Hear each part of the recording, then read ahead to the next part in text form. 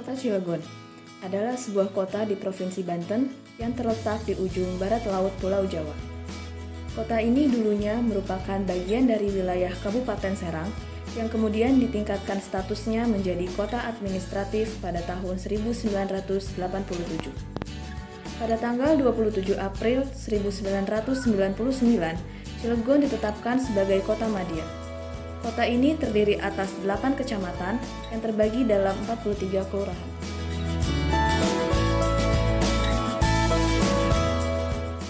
Kondisi Cilegon ketika saya masih kecil belum sukses seperti saat ini. Jalanan pun belum begitu banyak jalur. Jalan Lingkar Selatan baru dibangun ketika Cilegon telah menjadi kota madya. Perekonomian di kota Cilegon maju berkembang dengan pesat seiring desentralisasi yang berlaku. Pendatang atau perantau yang berasal dari luar daerah sejak saya kecil pun sudah ada, namun tidak sebanyak saat ini. Berbeda dengan pendatang dari luar negeri. Itu mulai begitu terasa keberadaannya ketika Indonesia menjalin kerjasama dengan Korea Selatan dengan membangun sebuah perusahaan kerjasama PT Krakatau Posko. Maka sejak itu keberadaan orang asing atau orang luar negeri mulai ramai dan menempati tempat-tempat di daerah kota Cilegon.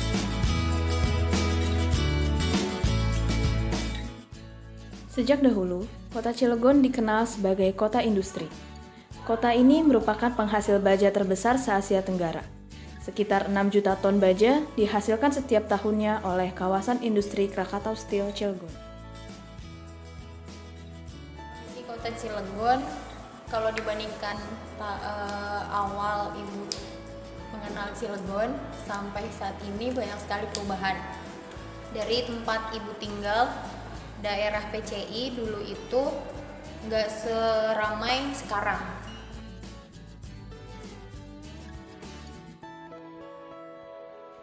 Dalam perkembangannya, kota Cilegon telah memperlihatkan kemajuan di berbagai bidang. Wilayah Cilegon yang dahulu hanya berupa persawahan, kini sudah berkembang pesat menjadi berbagai sektor pembangunan, seperti bangunan sekolah, minimarket, masjid, serta pembangunan jalan raya.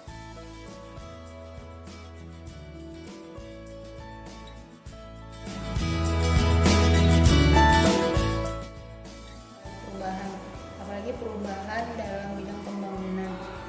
Dulu Cilegon itu bisa dibilang kota yang nggak seramai saat ini. Berbanding terbalik dengan sekarang, keadaan Cilegon itu justru semakin padat dengan penduduk pendatang yang semakin banyak juga. Mungkin kenapa banyaknya penduduk yang akhirnya memutuskan untuk pindah ke daerah Cilegon itu dikarenakan Cilegon dijuluki sebagai kota industri itu sendiri. Dan sepengetahuan ibu, Cilegon itu tidak seluruhnya merupakan penduduk asli dari kota Cilegon itu sendiri. Lebih banyaknya itu adalah penduduk pendatang. Dan untuk pembangunan di Cilegon itu sendiri, mulai dari pembangunan gedung-gedung ataupun pembangunan jalanan umum itu bisa dibilang cukup pesat. Karena dulu Cilegon itu untuk gedung-gedung yang ada saat ini nggak sebanyak saat ini. Dulu itu bisa dibilang masih sepi Cilegon itu. Dan apalagi di daerah perumahan PCI dulunya itu adalah persawahan dan hanya beberapa blok saja yang ada di sana.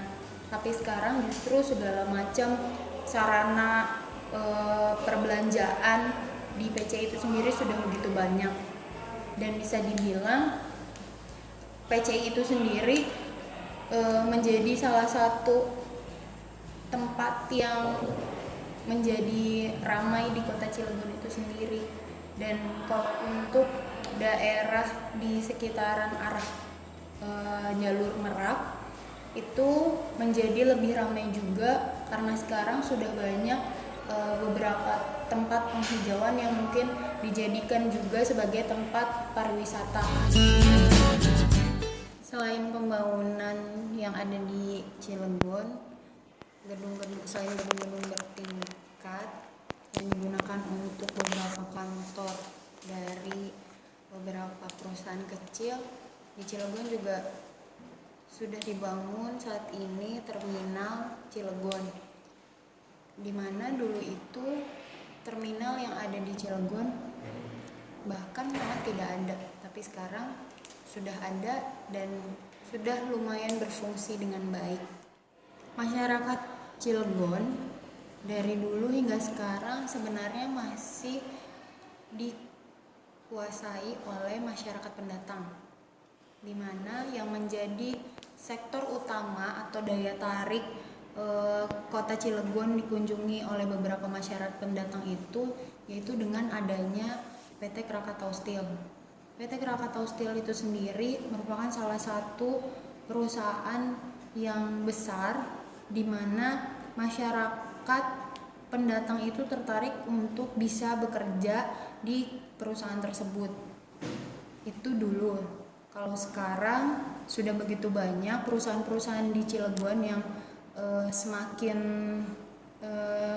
meningkat, di mana selain Krakatau Steel itu sendiri ada juga PT Chandra Asih, PT Asehimas, dan masih ada beberapa perusahaan lainnya juga.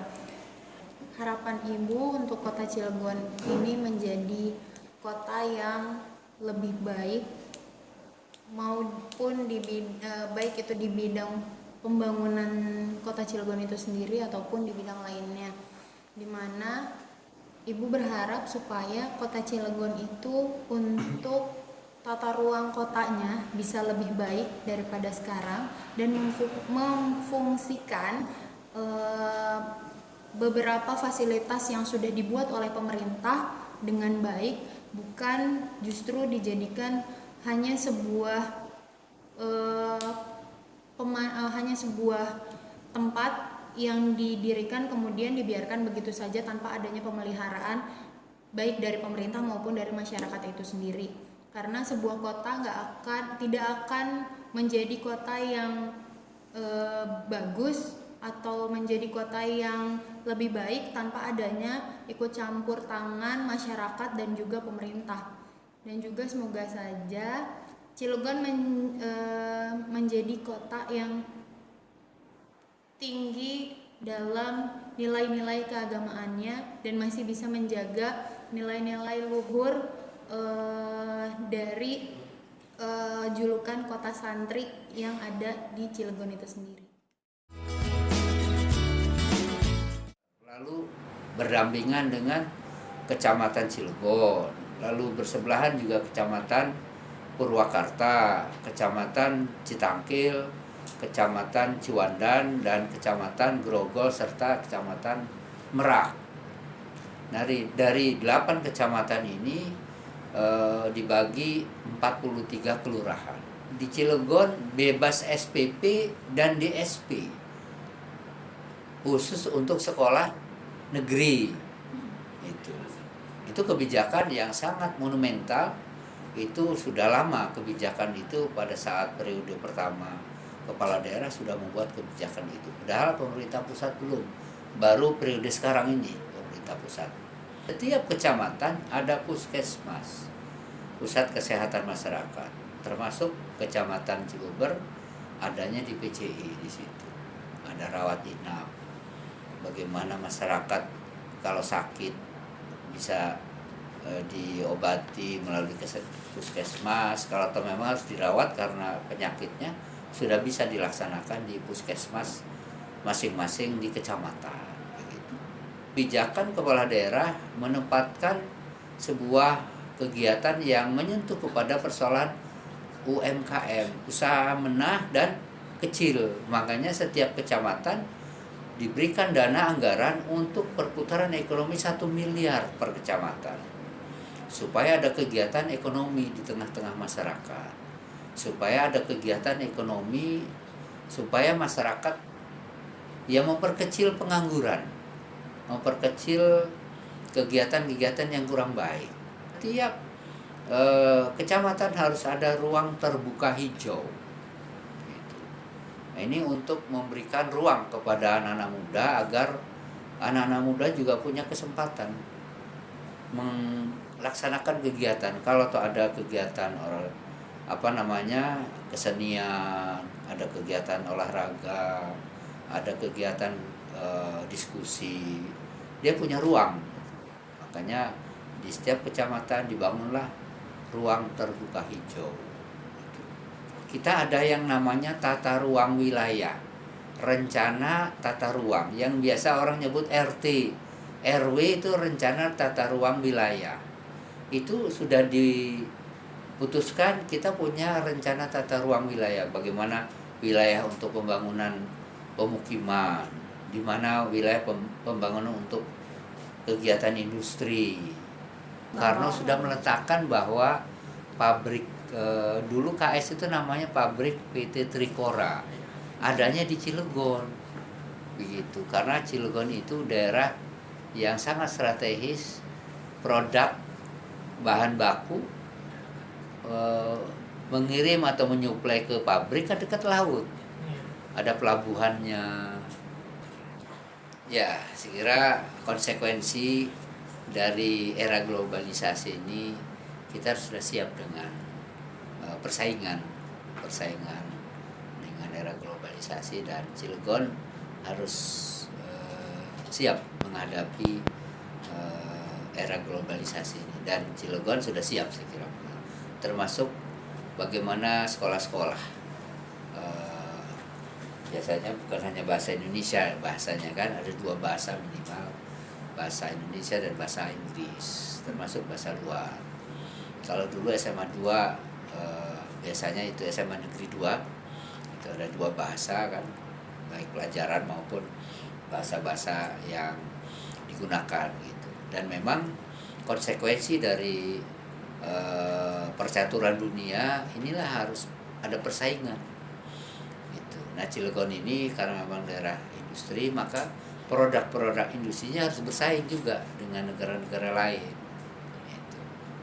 Dan itu dimulai bagaimana dunia pendidikannya.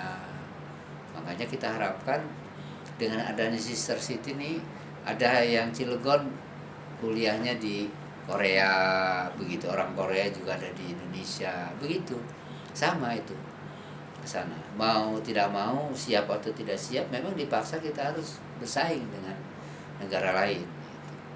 Negara Indonesia ini yang negara kepulauan. Makanya Cilegon dunia pendidikannya harus sudah siap dengan persaingan dengan kabupaten kota yang lain.